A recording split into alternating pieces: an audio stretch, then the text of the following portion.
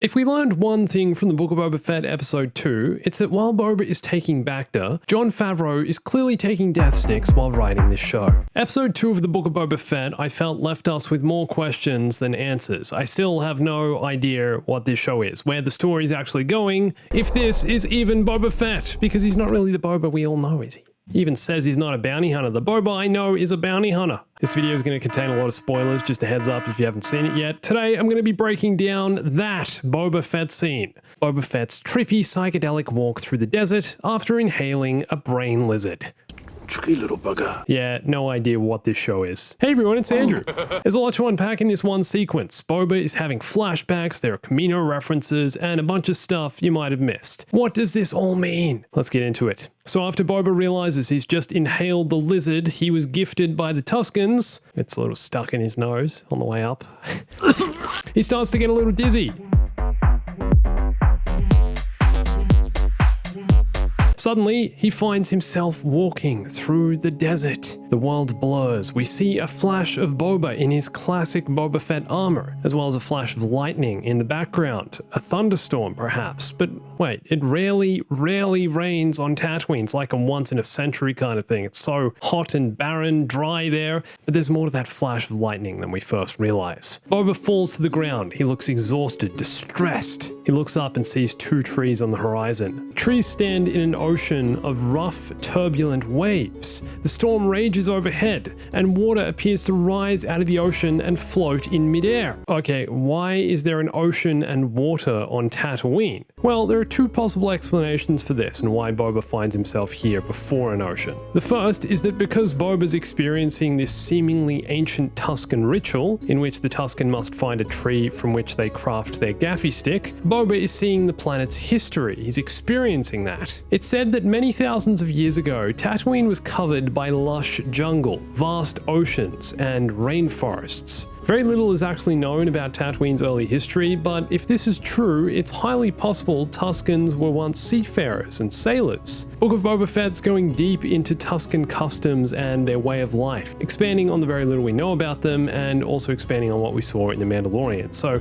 it's possible that what Boba is seeing here is connected to the Tuskens' heritage and this planet's heritage. But if Tatooine was once covered in oceans, what the heck happened? How did it become such a barren desert? Well, perhaps the planet was stripped of its resources by early settlers. Perhaps the heat of the twin suns eventually evaporated all the water over several thousand years. Who knows? Now everyone has to rely on moisture farming, and pretty sure they get their water from the atmosphere or something like that. Okay, so that's one explanation for why Boba's seeing an ocean. But the second, and I think the more likely reason, is because he's remembering Kamino. That's why we can also see the storm overhead. And doesn't this water look a lot like that on Kamino? The dangerous, rough waves and oceans that lie below the city. He's thinking of his time as a boy, growing up in the cloning facility, spending time with his father, and then following in his footsteps. Thankfully not literally, because then, by this point he wouldn't have a head.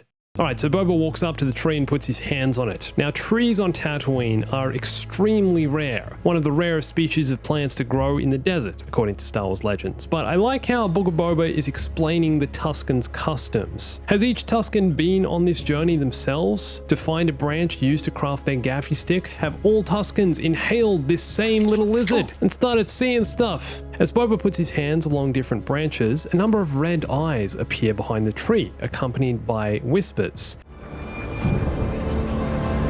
Now, my first thought when I saw these was that these are the Jawas, always watching in the background, and just like the Tuskens are native to Tatooine, they've also been here for thousands of years, so maybe that's what this is, otherwise it's just creepy red eyes behind the tree, no idea though. So the tree begins to grow and wrap itself around Boba, and we get this sequence fading between Boba stuck in the Sarlacc and stuck in the grasp of the tree. And then we see a young Boba in the Geonosis arena, holding Jango's helmet in his hands, just after his father was killed. This is the same shot we saw in episode 1. Boba looks down at the helmet, and instead of seeing his original reflection, which we saw in the first episode, he sees his current face, old, worn, and seemingly trapped. Now we're on Kamino, back in the room where Django originally said, I'm just a simple man trying to make my way in the universe. "Not so simple anymore, are we, Boba, huh?" Boba runs across his room, looking out the window as Django flies away in Slave 1. And we then see young Boba's face. Pretty sure this is CGI, but it's amazing seeing Daniel Logan's face back in this. Look at that. Boba reaches out his hand and places it on the window.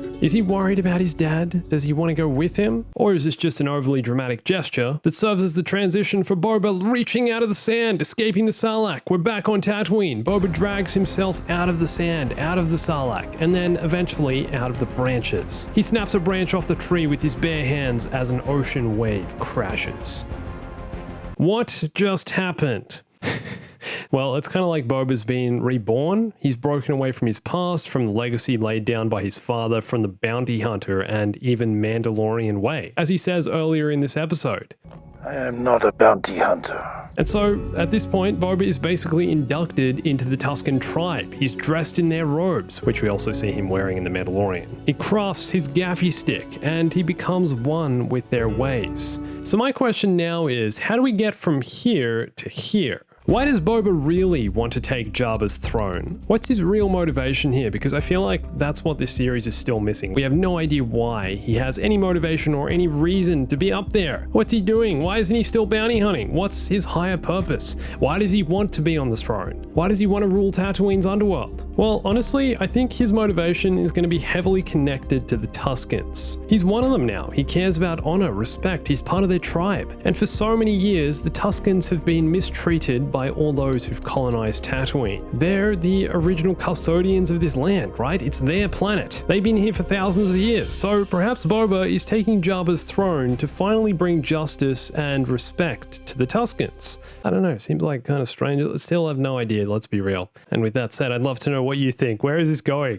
What is Boba doing? And if you noticed anything else from this episode you want me to talk about or something I might have missed, please let me know. If you're new around here, I have a clips channel with daily clips and memes. You can come check that out. And also watch one of these videos here for lots more Star Wars and gaming stuff. And follow me on Instagram, Twitter, and join my Discord for the latest Star Wars news, updates, and everything else. And thanks for watching this. My name's Andrew. I'll catch you soon.